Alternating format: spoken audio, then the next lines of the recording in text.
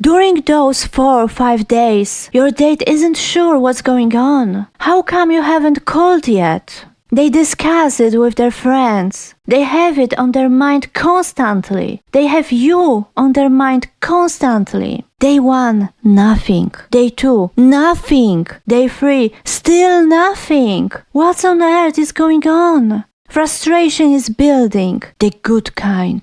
Finally, on day 4, their phone lights up with your name and number. Their heart jumps as they scramble to pick it up, struggling to compose themselves for the call. Compare this to all those boring losers who blow up their phone the next day. How am I ever going to explain this in my prayers? In a recent video, Adam Something stated that the left created Andrew Tate by ignoring young men. How, you might ask? Was it because they didn't focus enough on how patriarchy affects men? Was it because they didn't explain the feminist values to men? Not enough intersectionality? Were they not talking about healthy masculinity? Maybe because they ignore economical problems with how to raise a family? They didn't talk about the lack of professional mental help? Nah, it's because men didn't get a simple instruction on how to get a girlfriend. Oh. And the root of all evil is the big Joel. Some people did give you genuine dating advice. Too bad it was all terrible. Let's look at a notorious example. How dare you, Joel! This statement from Adam Something about men turning to disgusting criminals because leftists didn't give them a magic spell to get girlfriends is quite horrible. Adam, you're being problematic. It shows men, mostly young men, in a really bad light. It's like, oh, so you won't give me what I want? Okay, then I will go to the worst person I can find. Do you think that being in a relationship makes men automatically feminists, leftists? The relationship doesn't fix you. The relationship alone doesn't make a man stop listening to Andrew Tate or others like him. By the way, it's crazy to say that the left doesn't offer men anything. The majority of big leftist creators are men. They talk a lot to and about men. Probably just not in the way some men want. Obviously. I completely agree with Joel here. Andrew Tate entertains people. He gives them an ideological project that they enjoy and that they find entertaining. This is the reason why young men are flocking to Andrew Tate. It's because they like him. And I feel like there's this constant refusal to reckon with this fact. There's this constant need to pretend that what's missing from the internet is dating advice, and that if we simply had enough of a scaffolding of dating advice, nobody would be interested in Andrew Tate. No! Andrew Tate is not offering dating advice. Andrew Tate is offering his lifestyle. He is offering spectacle. He's offering, in a certain sense, good videos, entertaining videos. Andrew Tate doesn't give dating advice. He sells the power fantasy about a rich masculine man who can get any woman he wants. In his power fantasy, women are objects, which are supposed to show how alpha you are to other men. It's not a new concept. This is the peak of patriarchy. He wasn't the first, and unfortunately, he won't be the last. I just hope this concept will die in the future. He built his popularity on unhinged, offensive and weird takes, which were clipped and posted everywhere by people. When I first saw one of his clips, I thought that it was some parody. The only water I drink is sparkling water, because sparkling water is for rich people. And I'll tell you why. You can get non-carbonated water, still water, from the fucking tap. The government gives you that shit, effectively for free. Sparkling water you have to buy. So if you only drink sparkling water, you only drink rich man's water. This is a popular strategy used by many people. I see it constantly in podcasts. They say something weird or offensive, depending which type of audience they want to reach, and then they are clipped. They become recognized. Some people come to their TikTok or other social media and try to find more stuff. Some of those people start to like the content. They cut them. Then, when Andrew Tate became popular, he started his online university, which was hacked. I guess cybersecurity is for beta cucks. I'm in danger. Adam decided to crack the code, to give you instructions. See, about a year ago, I've actually put together a comprehensive dating guide, mostly for men, but it's gender neutral. I wanted to have it published as a book, but then I was... Hey! Thanks to these instructions, you fail most of the time. Seriously, he wrote that himself. As I've said, most of the time you won't get the number, and that's okay, it's a numbers game. As a rule of thumb, out of 10 asks, 5-6 will reject you on the spot. 2-3 will give you the number but blow you off later, and 1-2 will make it to the first date. Maybe. So, is it actually useful? At best, it's worthless. At worst, who knows? Could be cursed.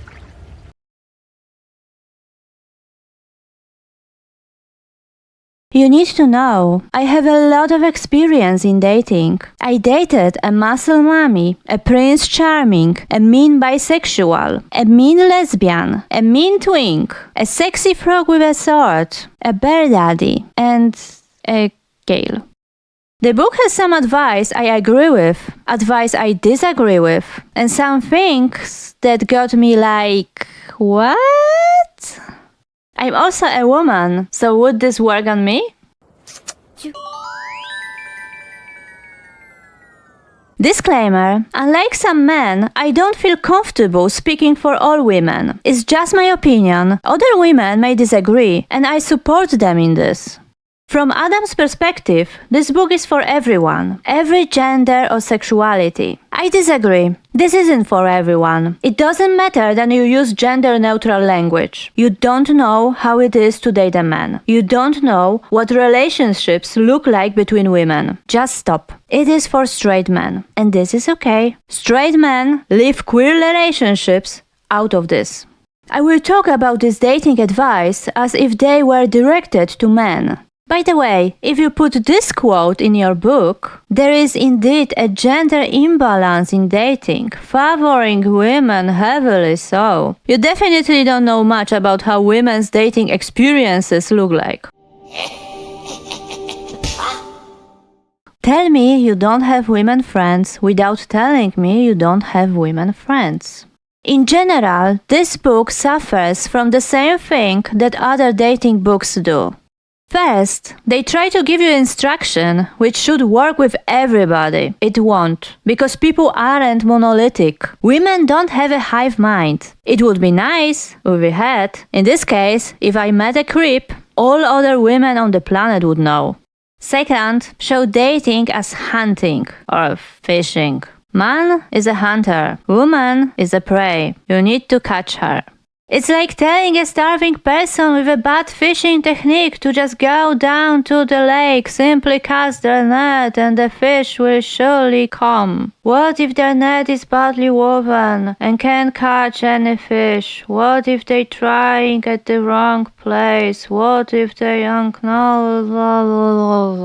Repeat after me, Blondie fucking blah. Challenge for men. Talk about dating with women without comparing them to animals or objects. I hate this hunter-prey metaphor. In this metaphor, there is a winner, a man, and a loser, a woman. Dating is a dance. You both dance around each other and check whether you move in the same rhythm. Third, you can't show your positive feelings toward another person. You need to make them constantly unsure. Showing admiration or interest is shown as a bad thing. Fourth, self-obsessed.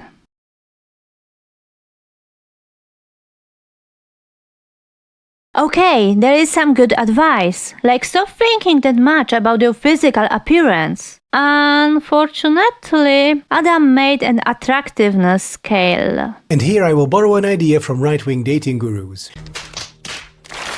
100 is absolute blind love and 0 is complete and utter indifference. 50 is the tipping point. Above 50, you're attracted. Below 50, you're not. When you see someone, you put them on this scale. It's not healthy to put all the women you meet on a scale. Internet memes aren't the real world. In the real world, a person's attractiveness is much more complex. Physical appearance is only one of many traits. There is also a sense of humor, intelligence, empathy, kindness.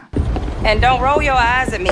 I made my own scale. Not attractive, neutral. Attractive. For many people, this can be a hard pill to swallow, but the majority of people don't care about you, don't think about you, no matter how conventionally attractive you are. They have their own lives. They can notice that you look good, but this doesn't mean that they would want to date you or even speak to you. A person who is on the neutral part of the scale definitely can go to I want to date you category. This happens when you interact with this person, know them better and realize how fun and nice this person is. If you categorize people from the get-go, smash or pass, you are probably depriving yourself of many relationships that could develop into something more.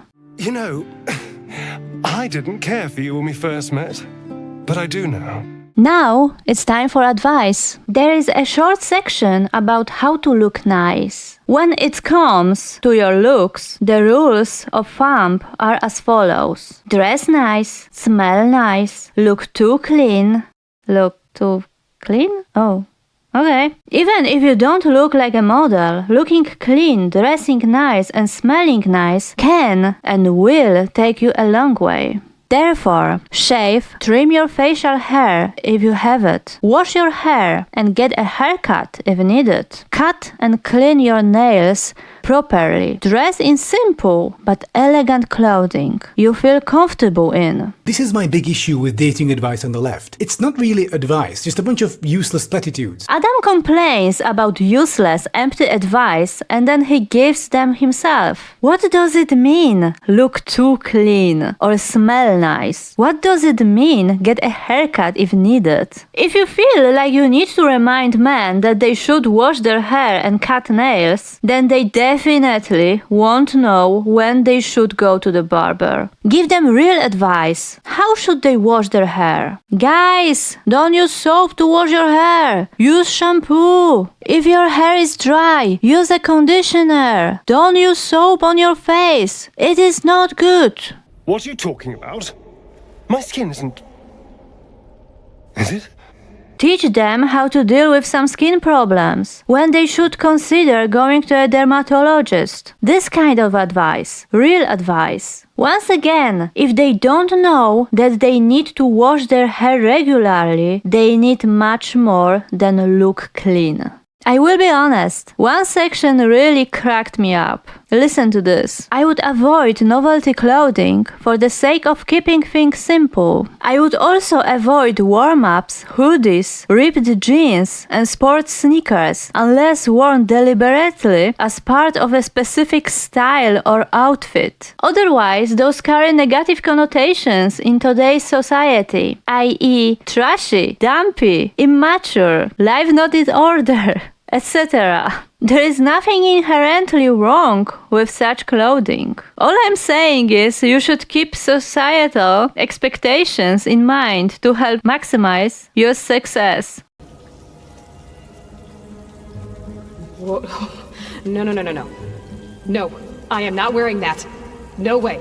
Yeah, just don't have any individual style. Society doesn't like it. Be honest, Adam. You don't like it. You prefer basic clothing. There's nothing wrong with it, but don't try to add some ideology to it. Showing sneakers or hoodies as some special clothing for a specific style is wild. This is like the most mainstream clothing. But fine, I take my trashy sneakers and my life not in order hoodie out of your eyes. Or maybe, give me a minute.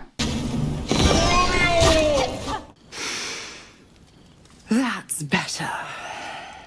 There are women, me included, who love men with individual, maybe a bit eccentric style. What is a better way to make someone notice you than to show your unique style? Basic men in tight polo shirts and standard blue jeans? No thank you. By the way, in my humble opinion, the fashion industry betrayed men. It is also a part of the patriarchy. Men are shamed for experimenting with styles and clothing, and this is sad. Experimenting with your style is fun. You can express yourself. Of course, many people don't care much about clothing, and this is fine too. You don't need to. Just be honest with yourself. Don't pretend you are someone else. People will notice.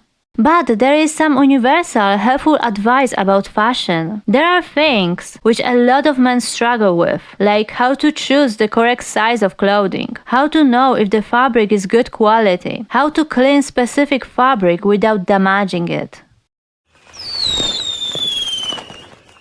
Moving on. Looks are not everything. There is also personality. The one good thing Adam wrote is that you don't need to pretend to be someone else. But then he shows 4 traits you need to have to be attractive. Confidence, good manners, being at least somewhat challenging, at least some sense of humor. Good manners are not personality traits. Good manners are good manners. You just learn them. You can be a horrible person but still know how to behave in public spaces or at a dinner. You know what? Whatever. We will work with what we have here. For Adam, confidence means being the only one in the room who knows you're insecure. It's not what confidence means. If you are confident, you know your values, strengths, and skills. You also know your weak points and accept them. If you are not confident, Adam's advice is to fake it till you make it. Oh no. The natural learning process for confidence is fake it till you make it. There is no other way. A great example are children who do this by emulating their parents' observed behavior. Little Billy is on the playground with his mom and dad. Suddenly, a drunken lowlife emerges from the bushes, yelling incoherently, waving a bottle of cheap booze around. Scared, Billy looks up at his parents and sees that they calm and unfazed, quietly glaring at the drunkard. The latter eventually shuffles off. The danger is over. Everything returns to normal. Lesson learned for little Billy. Stay cool and calm during a stressful situation. From then on, Billy will try to act calm and unfazed, just like his parents. And over time, he will get better and better at it. He develops his confidence. If little Billy can do it, so can you. This isn't a story about fake it till you make it. Billy didn't fake anything. Billy feels scared, but he's with his parents. He trusts them to protect him. Conclusion: you need a good support network. You need people who will help you and with whom you feel safe. So guys, you need friends. You need a community to grow. I know, stupid leftish bullshit. Sorry. By the way, if you want to build confidence, you need to work in your head. Train your brain to be more positive in relation to your own potential. Focus on your successes, even the smallest one. And if you made a mistake or failed in some stuff, think about what you learned. Start to see risk as an opportunity to be better, to get experience. Also, try to find the source of your insecurity. Is it because of your lack of knowledge about the topic? Or maybe it is something else. If you are shy, start small. Don't run away from your neighbors. Don't stay. Say good morning to them. Tell your coworker or classmate that you like their shoes or something. Step by step. Not everyone is naturally great with socializing. You need to practice and learn by interacting with other people. The next trait is being somewhat challenging. In the book, Adam wrote that he will explain in detail this challenge concept later. So we will see. I can't wait. I'm sure it's nothing weird. The sense of humor. Okay, what do we have here? If you are funny by nature, great. Everyone likes people with a sense of humor. If you aren't, the easiest way to start is jokes that carry things to the ridiculous extreme. Do people ask you out a lot? 2 people proposed to me today. It was a slow day. How many others are you messaging on Tinder? I lost count after 800. In my opinion, you definitely will increase your chances if you won't tell those jokes to a stranger you want to date. And of course, you need to be in a good mental state. You wouldn't want to date a basket case. Seriously? Adam, you're being problematic. So, here we have a mentally stable man. I'm a very stable genius. Let's call him Gabe, who washes his hair, wears polo shirts, and has learned confidence from little Billy. Now, Gabe considers what kind of person he looks for. It's like basic stuff. You want a person who is single, likes you back, is attractive, and so on. There are also the deal breakers, things you aren't okay with, no matter what, like smoking, rudeness, or writing a dating book. Yuck. Adam writes that there is no such thing as someone being out of your league. This is true. And that you shouldn't look only for people with specific physical characteristics, but give chance to anyone who you find attractive. This is also good. Don't fixate on specific things, like height, hair or eye color. Adam writes that you can meet people everywhere, but if you want to approach them, first you should have something in common to avoid coming off as a creep in public. In my humble opinion, it's not about looking like a creep or whatever, but to make sure that people whom you talk to feel comfortable and safe. Don't fixate on yourself so much. Adam has 2 rules. 1. If they like you, they will make it easy for you. 2. There is no such thing as hard to get, just lack of interest and or mental problems. What? Let me add one more rule. Don't make people uncomfortable. Don't approach people on the street and try to stop them. Don't bother people in line to a bathroom. Don't sit down next to a stranger in cafe or bar and start talking to them. Don't grab their shoulder to get attention. Don't sneak up on someone from behind and touch them. Don't try to convince someone to leave their friends and go with you. Don't try to convince someone to get into your car. Don't sit next to someone in an empty bus. Wait, what are we talking about? Empathy. Don't make people uncomfortable. A bit of empathy. If you would feel uncomfortable if random strangers did it to you, so do they. But Adam didn't feel like expanding his thoughts about coming off as a creep. Adam only wrote one good and one bad example of how to meet people and have something in common. No, walking up to random people at the store and striking up a conversation. Yes, accidentally bumping into each other, apologizing, making a joke about it, and starting a conversation. I'm not dark woke. Dark woke. And I don't really understand that example. Why is an accident an example of how to have something in common? Do you suggest pretending to bump into someone to start a conversation? No, ain't no way. In the next paragraph, Adam wrote that better options are parties, lectures, and weddings. Places you attend for the same reason. I agree. If you attend the same event or go to the same hobby class, starting a conversation with other people is natural, even expected. I guess the leftist advice to go outside and talk to people is actually good. Who could have guessed?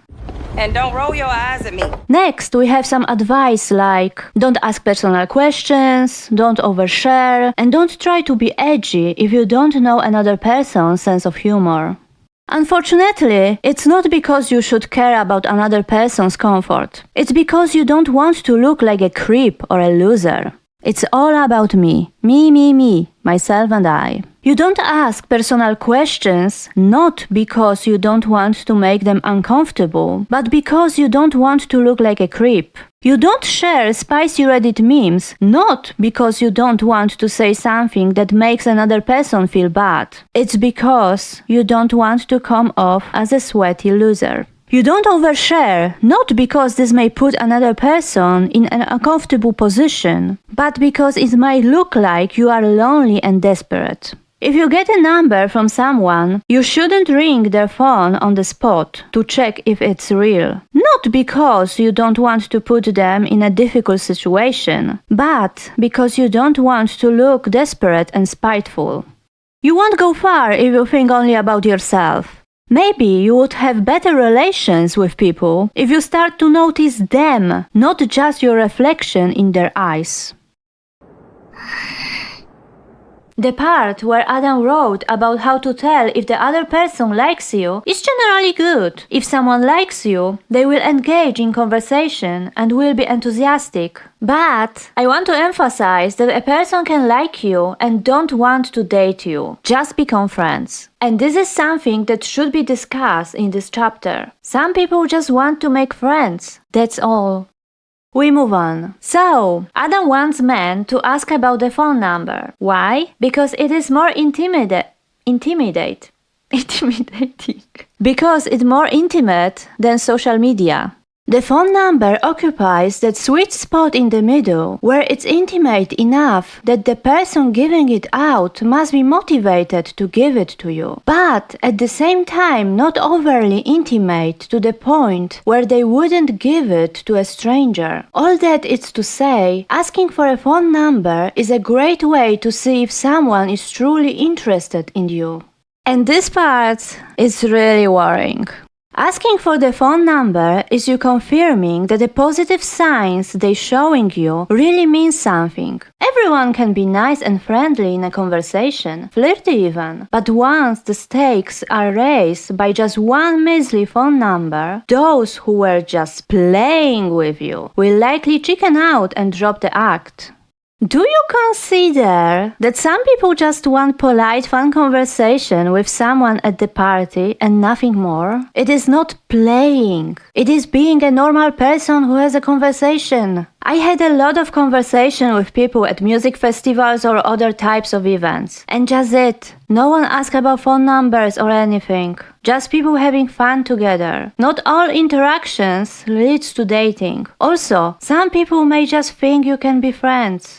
Don't fixate on the phone, especially if you want to date women. Many women give fake number or real one with the intention to block men, because they are scared to say no. By the way, crazy concept. People have their favorite way to interact with others. Some of them prefer Messenger, others call on the phone, or text you on Instagram, and so on. If they want to ghost you, they do it, no matter what. All you can do is try to make them feel comfortable. You can just ask, I really enjoyed conversation with you, do you wanna stay in touch? In this example, you give them control. If a person really wants to stay in contact with you, they propose their favorite way to contact you. And if they want to ghost you, they do it by their preferred way.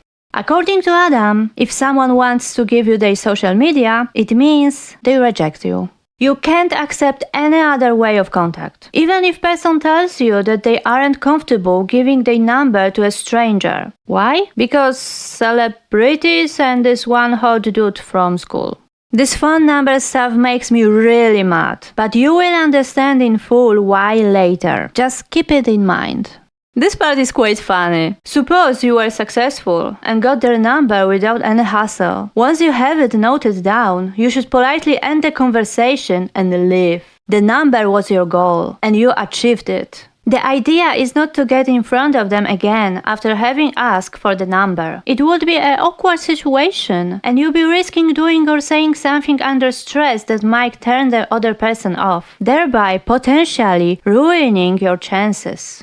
Take a number, Gabe, and run! Otherwise, she might realize that she doesn't like you. This sounds so fake. Like Adam wrote that you don't need to pretend to be someone else, but, don't show yourself too much. Because you might do something cringe and ruin everything. Chill, dude. If she won't date you because you say something goofy she didn't want to do in the first place. This phone number means nothing. It proves nothing. Adam doesn't give his number automatically, only if a woman asks for it. Dude, if she doesn't ask for it in return, I don't think it's gonna work. I don't think she cares.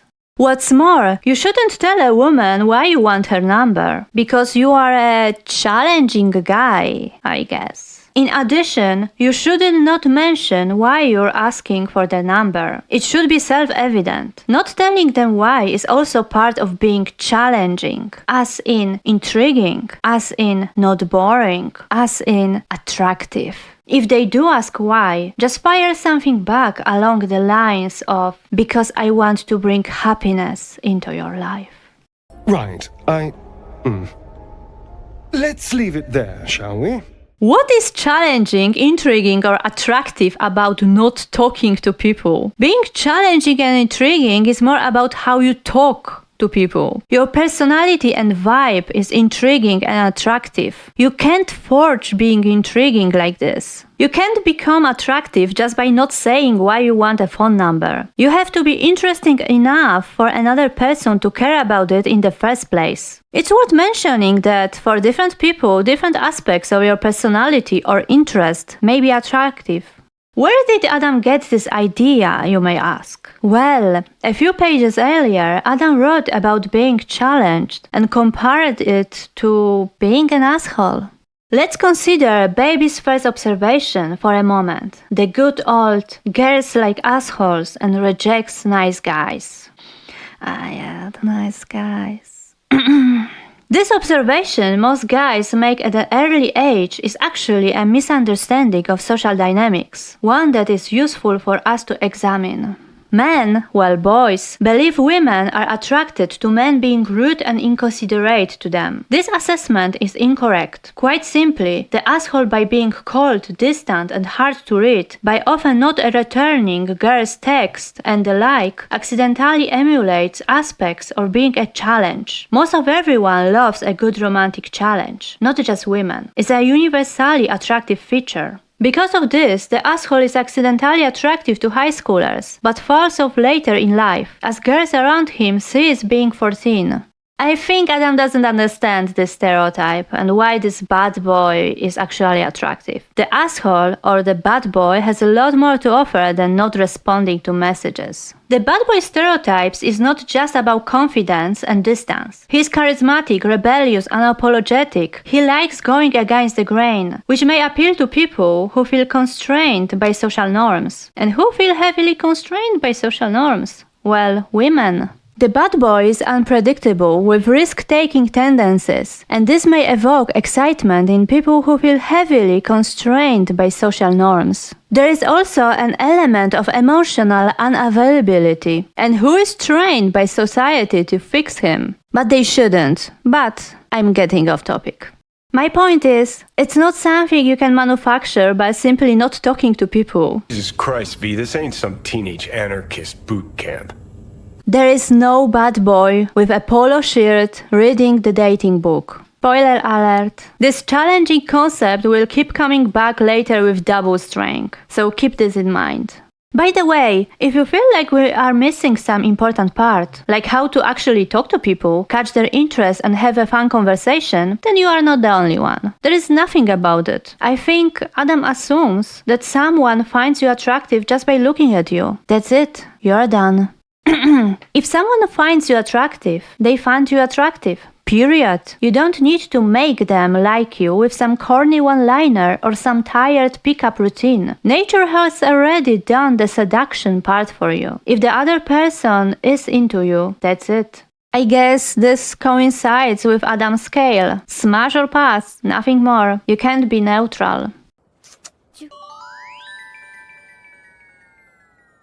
The chapter about workplace dating is mostly fine. Adam wrote about power dynamics. You don't ask out your subordinate or superior. If you want to ask out someone who works for a different company but has some business with your company, you wait until the business is concluded. This is fine. Don't put other people in awkward situations. Don't make them feel uncomfortable because of the power dynamics between you and them. And remember, if you date your coworker and something goes wrong, you will see this person every day. Okay, we move on. Gabe, our lonely man, had a number from a woman he met at the party, so now Gabe makes a phone call. There are rules. You should invite them out on the phone, obviously. You should wait 4 or 5 days to call, counting from the day you got their number. This is a really controversial rule, but remember, Gabe is a challenging man. Adam explains that. Most people get in touch immediately, but you will be different. You will leave some space for them to wonder about you and to show that you aren't lonely and desperate to get in touch. If they like you, they won't forget who you are in 4 or 5 days. If they don't, they likely will. Drinking game. Drink every time when you hear words loser or desperate. I'll be honest, if I meet a guy at the party and chat with him for an hour, then he calls me 5 days later, I won't remember him. Sorry, it's not a movie, you are not the main character. I have a life, I have Silksong. Only those men are in my head. Those men give me a challenge. Those men made my heart skip.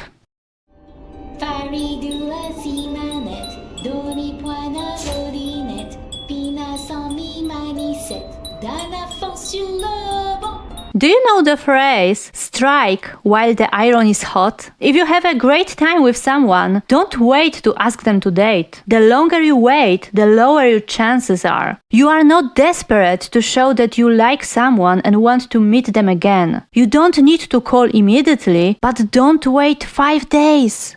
By the way, if someone calls me after 5 days, I probably assume that I am plan B. You know, it didn't work with the person who he wanted, so he called me, and he doesn't really like me. This fragment looks really interesting if you compare it with the fragment about there being no such thing as hard to get. It goes without saying, but you will want to spend your time and energy on people who actually seems interested and excited when talking to you. If they aren't playing hard to get. There is not such thing. A person is either interested in you or they aren't. If someone is interested but nonetheless pretends they aren't and actively pulls away from you, that's a type of mental illness you're not equipped to deal with, nor should you want to. For every one person that makes it difficult for you, there are 1,000 others that will make it easy, which is what you are looking for. Hey Adam, if a man took my number, then immediately ran and didn't contact me the next 5 days, it is a type of mental illness I'm not equipped to deal with. Usually love a bit of hard to get, but trust me, rarely ends well. It's not over yet. There are more rules. You not only have to wait 4 or 5 days to call the woman, you also set the date 4 or 5 days to a week in advance on a weekday. Adam explained it.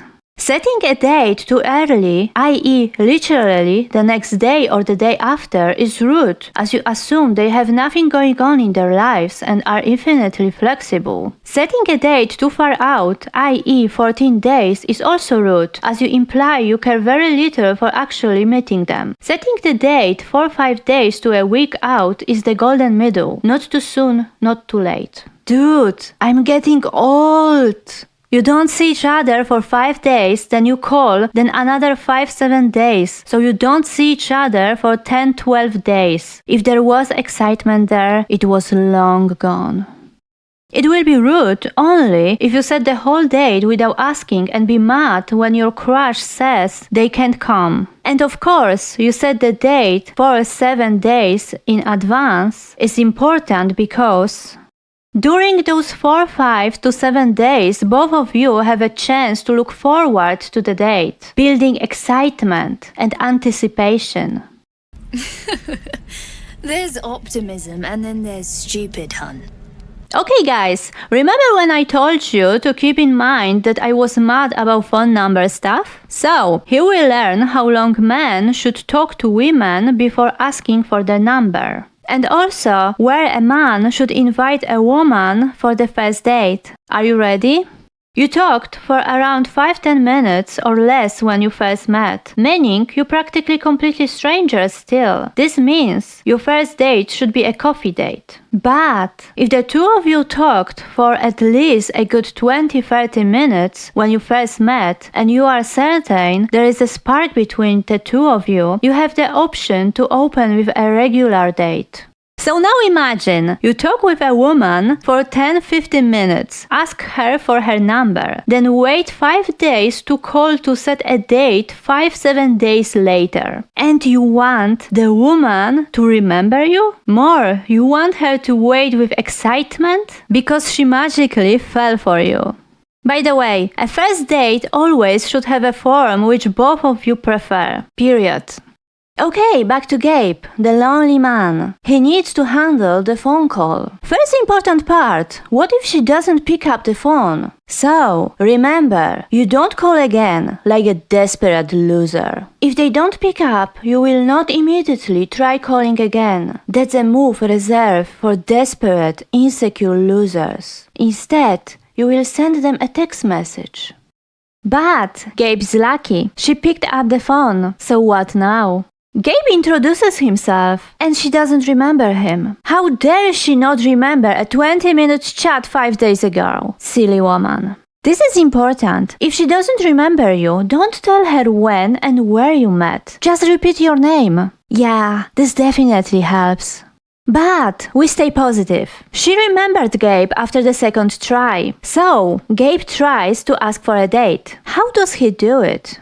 Once you feel like you had enough small talk, it's time to pull the trigger. Listen, I want to take you out on a date. How about meeting on X day at Y time at Z location? Do notice that in both cases, I proposed a definite day, a definite time, and a definite location. Moreover, I did not beat around the bush. I was direct about my intentions or inviting them out for a coffee date. With this, I gave them the full package. They don't have to dig for information. Everything is laid out in front of them very clearly. All they have to do is accept, and the date is a go.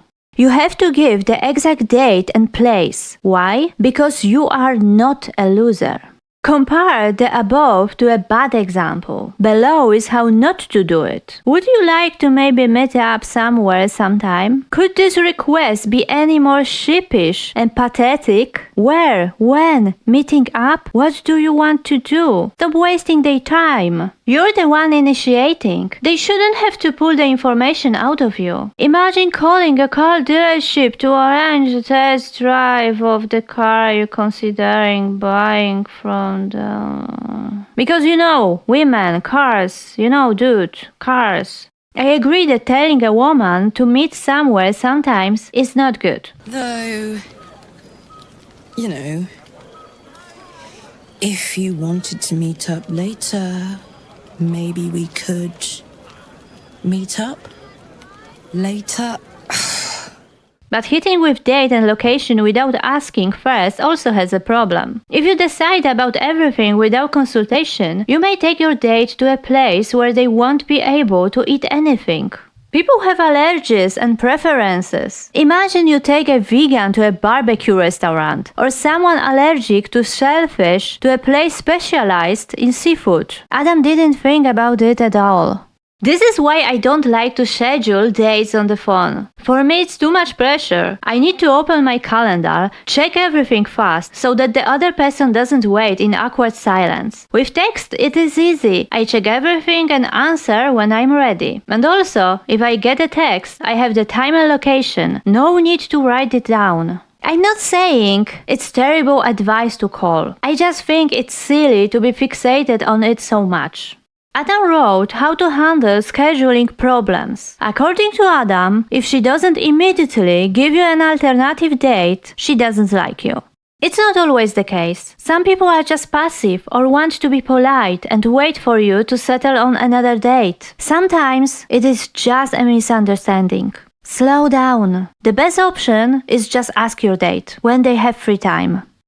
Do you remember when Adam wrote that after you get a number from a woman, you need to leave immediately and then do not text or call for 4 or 5 days? Here you do the same. Schedule the date and the call, run, go no contact.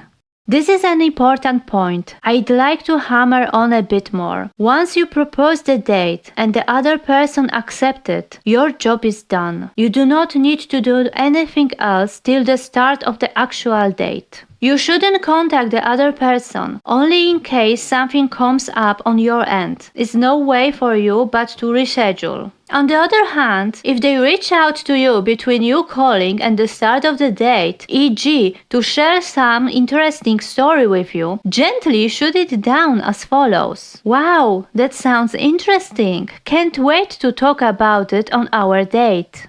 Honestly, if I reach out to someone and want to tell them some silly story or just to chat a bit and they do something like this, I would think I am annoying and boring and they don't really like me. Because why wouldn't they want to talk to me? The date is in 5-7 days. I wouldn't wait that long to tell some silly story. I will probably forget about it. But I would remember that my date didn't want to talk to me.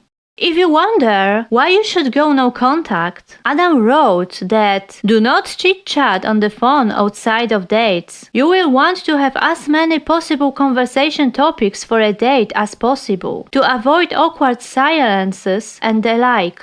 If you exhaust all conversation topics before the date, what will you do on the date itself? Besides, leaving the other person alone between dates will build anticipation and excitement for both of you, which is a good thing. Excitement from and for what? One small talk for 30 minutes 5 days ago? By the way, texting or chatting between dates may give you even more topics. You will get much more information about your date's hobbies, passions, movie or book preferences. If I have a good chat with my date before meeting them, I will probably be more excited because I know we have a lot in common. Oh, I almost forget. There is really important advice in the book. Do not call to your date before meeting to confirm. Because you are not a loser who is ghosted a lot. You also shouldn't call them before the date to confirm that they are coming. Doing so would be a desperate move, giving the other person the impression that people tend to ghost you a lot. Therefore, you are confirming out of insecurity. I'm not saying that's necessarily true about you, but that's the impression you are giving.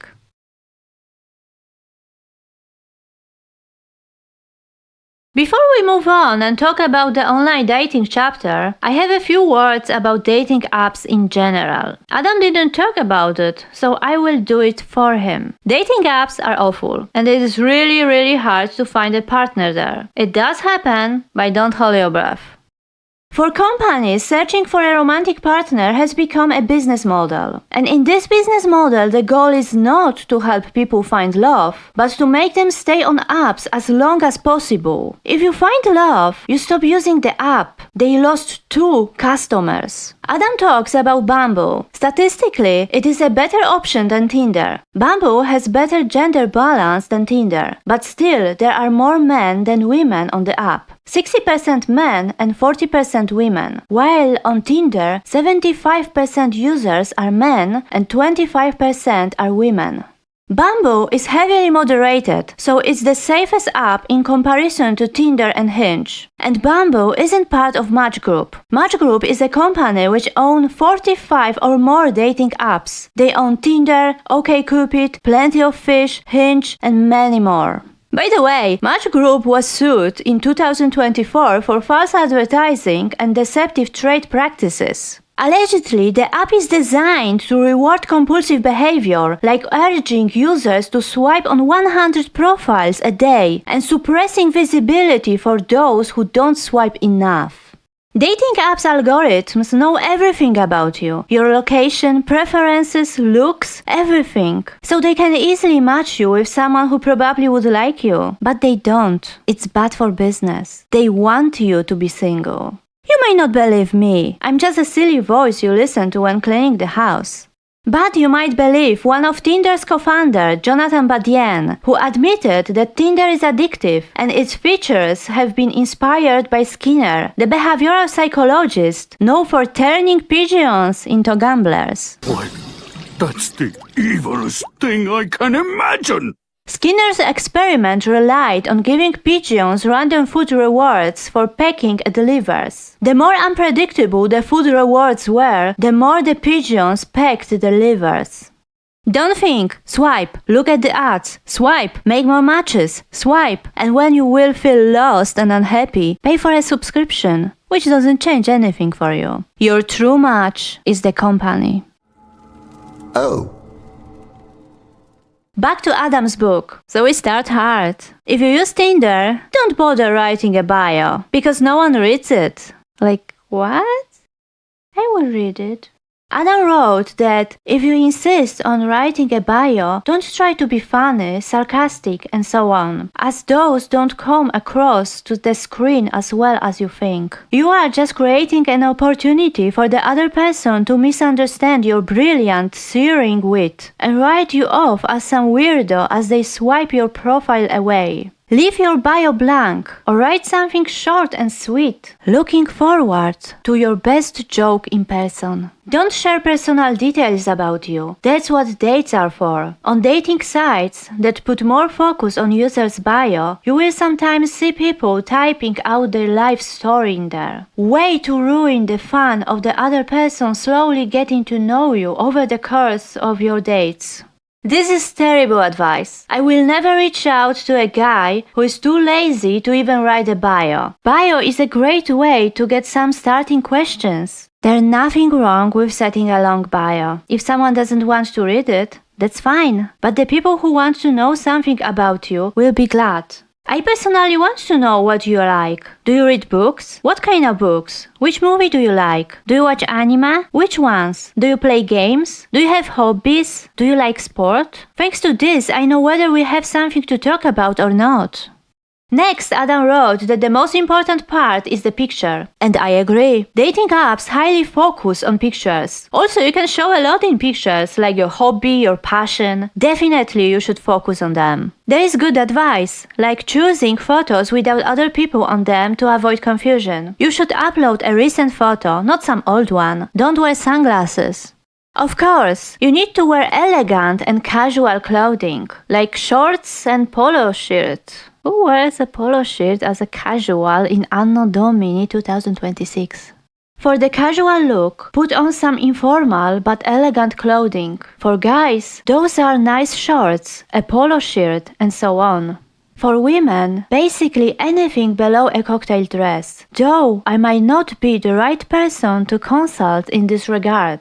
Dressing casually does not mean taking a selfie in your ratty pajama pants and stained hoodie, unless you want to give people the impression that your life is a mess. Adam is a hoodie hater. Your formal look can range from a blazer with nice jeans to a full tuxedo for guys. For women, I'm sure you will figure it out. Next, you need a photo with a pet. If you don't have one, just take your neighbor's pet. Wait, what? I would also include a photo with your pet, or the neighbor's, if you don't have one. Let's assume that Gabe borrowed his neighbor's dog and took some pictures. What does he do when a woman asks about the dog? What if she wants to go to the park with Gabe and his fake dog? What will he say? Oh, it's not my dog. It was just for a photo. If you don't have a pet, but you want people to know you like them or you want to have them in the future, you can, I don't know, write it in the bio? If you have a pet, remember, you can upload only pictures with normal pets, like cats or dogs. If you have a tarantula or rattlesnake, skip it. But why? Why should you hide it? Yes, there are people who don't like it, but people who like spiders or snakes or rats will be okay with that. On the other hand, imagine you have a tarantula and start dating a woman with arachnophobia. This will be a disaster. And you need a photo which shows your hobby or other free time activity. It's not because you should look for someone who likes similar things, has a similar lifestyle. No. It's because you need to show people you aren't boring. It's so performative. I am surprised that Adam's advice wasn't to fake some socially acceptable hobby, like with the fake pets. In general, Adam's advice is that you should just look like everyone else. Generic hetero man. Don't try to be yourself with individual style. I'm sure you won't be overlooked among thousands of other pictures of men with casual clothing and pets stolen from neighbors.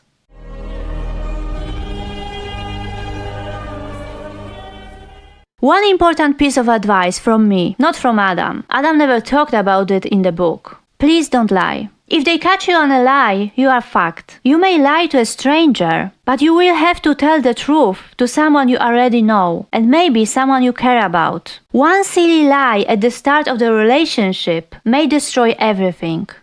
We move on. Gabe has some matches, so he starts a conversation. Oh, what is that? And advice from Adam. Ask about or comment on something they have in their photos or bio. So, bio is helpful. Who could have guessed, Adam? I have to say something. Those questions Adam shows as examples remind me of exercises in my English book from primary school. You know, when you learn some new words in a foreign language and then there are simple dialogues, so you can see how the words work in conversation. They always look so unrealistic. Adam's example: what kind of personality does your dog have? In your response, use 3 words from today's lesson. What was the most interesting thing about Paris for you? Try to tell your partner about your holiday in Paris. Choose 3 monuments from the last lesson. Use words describing size, color, and material. And here we go again.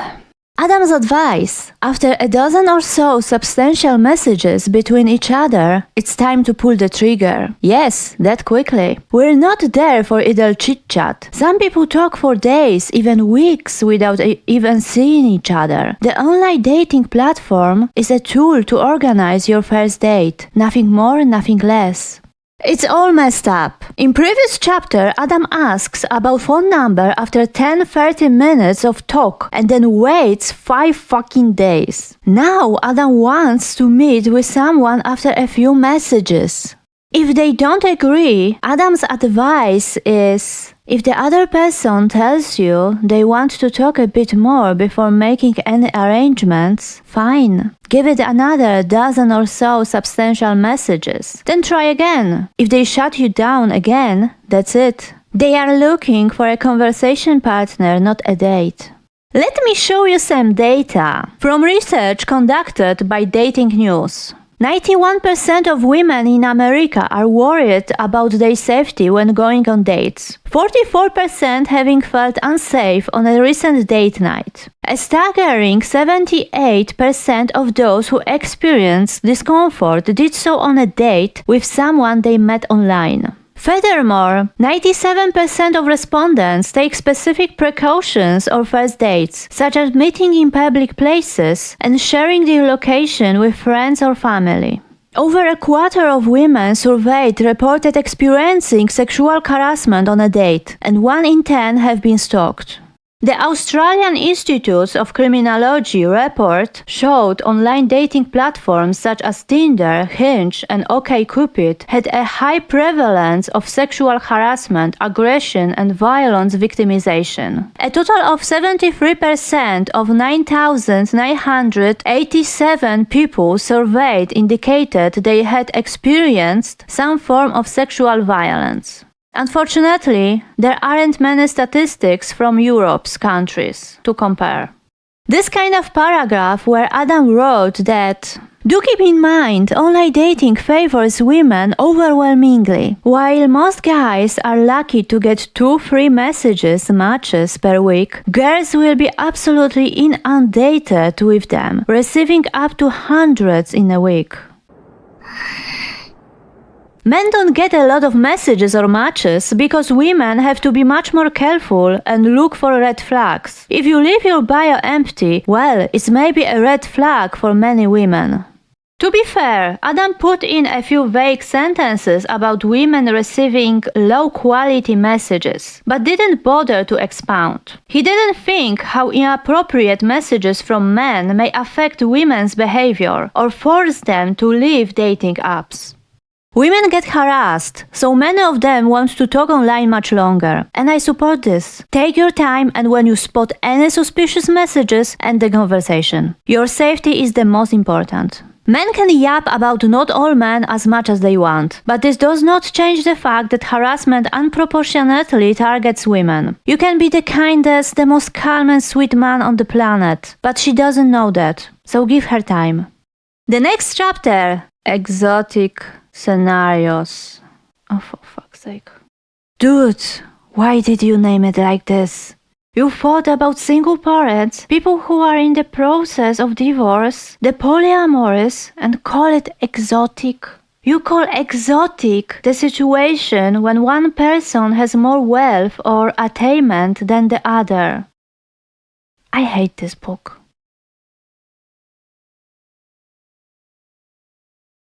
But enough of this. It's time. We arrive at the first date section. Of course, you don't take a woman to the first restaurant you find nice. You need to do research. Literally. You should check at least half a dozen restaurants. In this economy? So now I get it. Why do you need 5 days to call? Okay, we speed up a bit. Gabe made it. He's on the date. There is nothing groundbreaking here. Don't be late, be nice, don't drink too much alcohol. Totally basic stuff. And I agree. Also, you can check that your date behaves well and isn't rude to the staff or has some other red flags. It's fine. What personally worries me is this part about how to keep the conversation going. If you aren't a particularly social person, the secret to maintaining a conversation for a long time is to let the other person do most of the talking. We love talking about ourselves, and we like those who listen to what we say. Therefore, if you aren't the chatty type, indulge the other person and let them fill the air instead. In this case, your first and foremost task will be to ask engaging questions and let the other person go on as long as possible. You realize that the other person wants to know you too? If you shift responsibility for the conversation on your date, she will probably be bored and uncomfortable. This is an example from the book. Are you ready? I wasn't. Here's a basic structure of a date conversation where you let them do the talking. So you said you play volleyball. Them. Yeah, back in high school with my friend Brandon. What did you like best about it? They go on about it for 10 minutes. Wow, that sounds cool. I wish I played volleyball. How would you sell it to a person like me who has never played it before? They go on for another 10 minutes. Now I really want to try volleyball. Does your friend Brandon still play? But who? If this was a conversation I had on a date, I would eat faster. By the way, what is this conversation? How would you sell it to a person like me who has never played it before? Who even asks this kind of questions? You sound like a door-to-door vacuum cleaner salesman. Another point is that you already said that you wish to play in the first part of the sentence. You are convinced already. How do you expect her to answer? What else can she say? But I'm digressing. Okay, we move on. It's normal that when you are stressed and don't know someone, you may struggle a bit with conversation topics. But if you have something in common and just feel good with each other, this should pass. Keep in mind that if you struggle to find a topic to talk with your date or feel the conversation is flat, maybe you are just too different. You just aren't made for each other.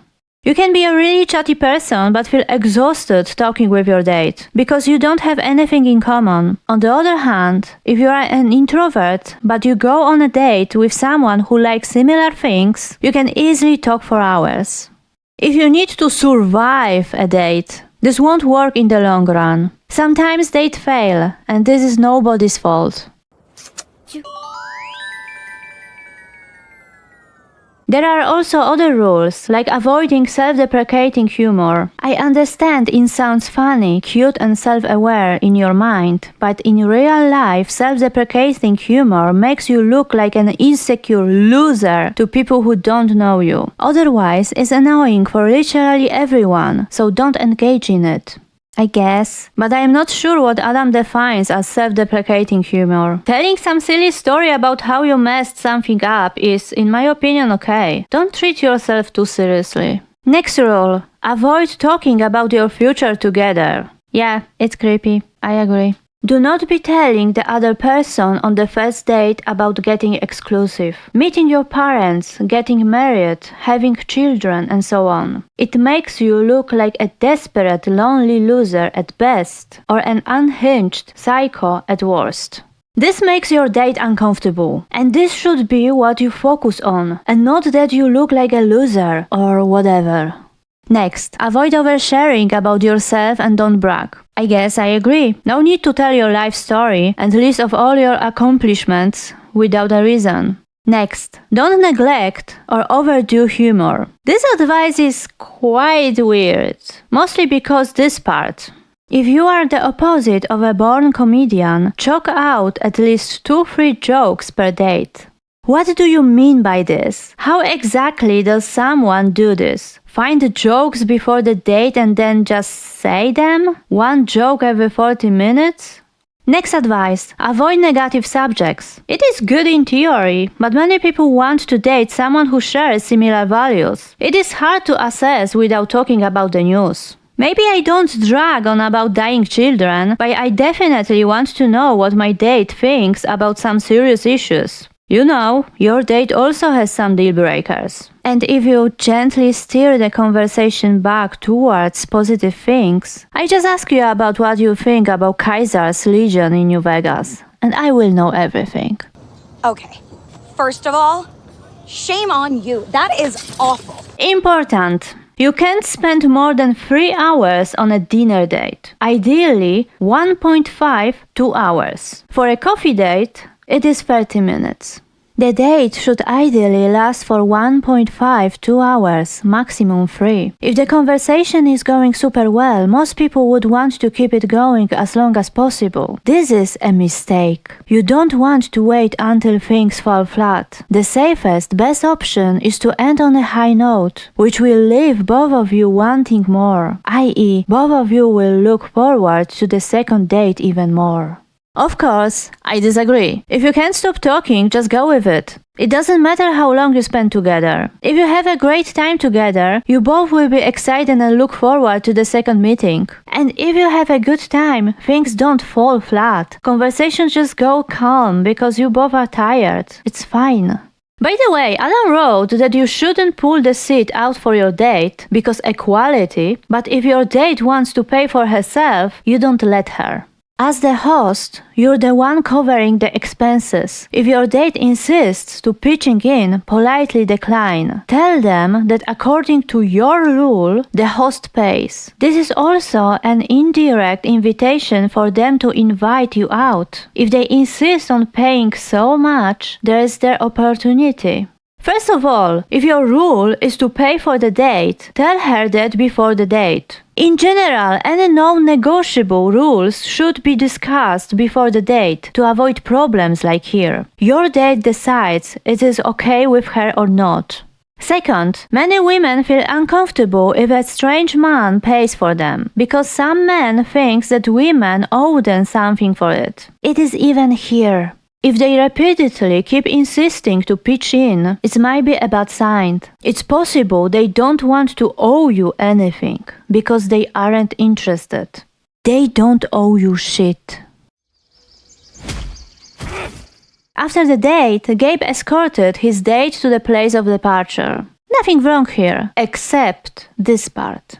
Once you take them to their transit stop, bike or house, you will say goodbye with a kiss. This is an excellent gauge of their interest in you. If you get a kiss on the mouth, they are interested in you. If you get a kiss on the cheek, congratulations on becoming their super mega best friend. If you get a kiss on the cheek, they aren't interested. And you will never invite them out again.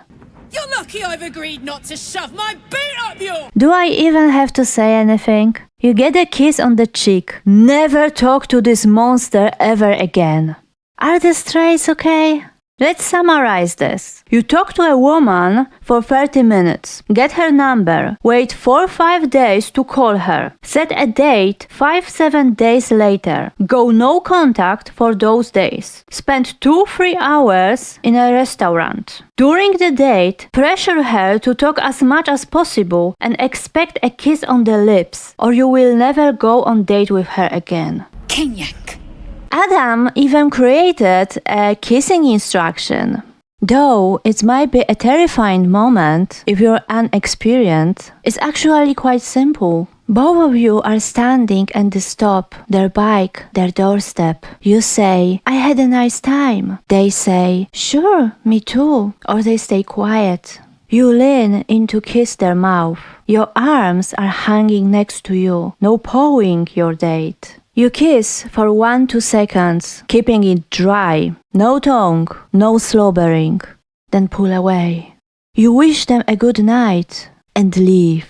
And now, the most important advice. If you have a good date, you won't contact your date for the next 4-5 days. No messages, no memes, no pictures of cute animals. So, the two of you kissed, say goodbye, and parted ways after a successful date. Congratulations! That's how you do it. Now what? How about a nice text message thanking them for the nice... No! You will not contact them for any reason between dates, other than to set up a new date, which you will do in 4-5 days. Don't worry, Adam explained everything, even your date's way of thinking. Following this exchange, as I mentioned, you will go back to the 4-5 days routine. You do this because you want to be at least a bit challenging. Compare your patient, laid-back approach to those losers who blow up your date's phone the next day. During those 4-5 days, your date isn't sure what's going on. How come you haven't called yet? They discuss it with their friends. They have it on their mind constantly. They have you on their mind constantly. Day 1, nothing. Day 2, nothing. Day 3, still nothing. What on earth is going on? Frustration is building, the good kind. Finally, on day 4, their phone lights up with your name and number. Their heart jumps as they scramble to pick it up, struggling to compose themselves for the call. Compare this to all those boring losers who blow up their phone the next day. Sure, Jan. This is some teenage drama shit. Straight people are a scam. Now a bit of seriousness. Why do you want to make your date feel bad? Why do you want her to feel like you don't like her? She may think you lied to her and didn't have a good time, that she was just plan B for you, that she did something wrong. This is some stupid power play which only desperate losers do. And what about the rules? If they like you, they will make it easy for you. There is not such thing as hard to get. Just lack of interest or mental illness. You can call it challenging, but it is the same bullshit. You make everything harder for your date and pretend this makes you challenging. It just makes you annoying. You are not challenging because you don't talk to a woman. You just look like you aren't interested. And before someone will say, but dating is always a bit of manipulation, shut up. And now imagine, it's not a book about dating, but about friendship. Would you treat this type of advice seriously? Do you think you would make a friend this way? There is something deeply broken in the dating culture. I wonder what Adam's advice would be if during a date a woman said that she had a difficult exam or some other stressful event. Would you still go no contact? Not ask how it goes? Nothing? Nothing says true love like faking your own death to avoid someone. Sending short messages or memes is the best way to show someone you think about them. By the way, you are only allowed to talk to her if she reaches out to you first. And even then, no chit-chat. You use this opportunity to set another date. Because you are a salesman. Whatever. But what if they didn't call or text to invite you out on a date? What if they just wanted to politely inquire about how you are? It doesn't matter. They reach out unprompted. That's all you care about. They are coming at you and you are going to take the opportunity. Imagine being a salesman and the previous customers wander into your store, even if they do not specifically request to once again buy what you're selling, you will still blah blah blah blah. And remember, no chit-chat. And this is because romantic feelings cannot develop over the phone. They can only develop when the two of you are getting to know each other face to face, also known as bonding. Bonding over 3 hours of conversation every 2 weeks? Sure, Jan. By the way, this whole I don't text, call after 4 days, date after 5 days, because I am challenging thing will work only if the woman magically falls in love with you from the get-go and has no life. You are just some guy.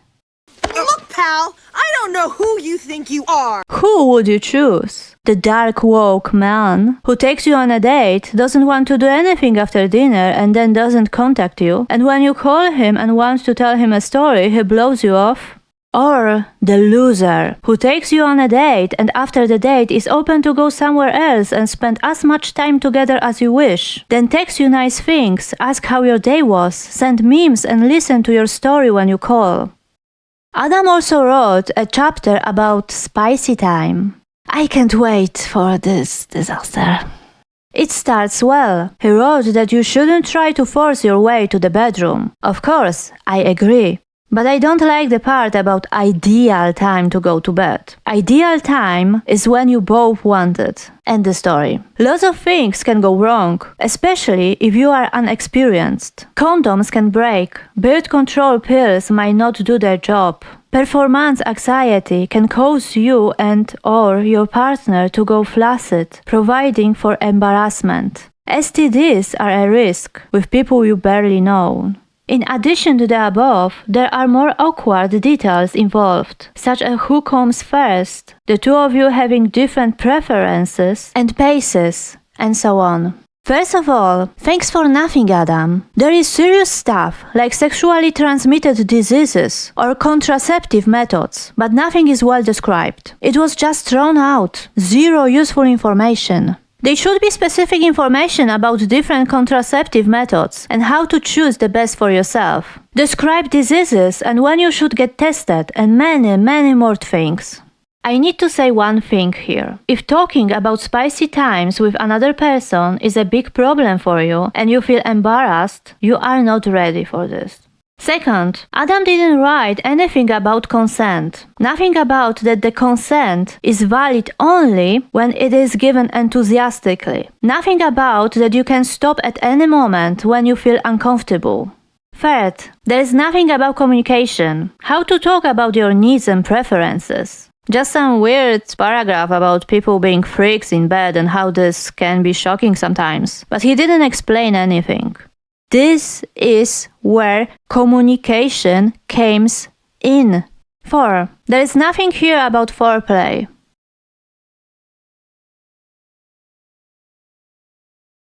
The last few chapters are about how to survive the relationship. I do this one fast. There is nothing particularly bad here. There is advice like don't stop dating after you become a couple and communicate about some annoying habits. It's okay.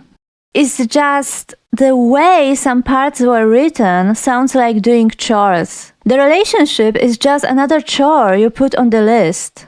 Nothing fun here. There is also a chapter about how to handle a sinking relationship.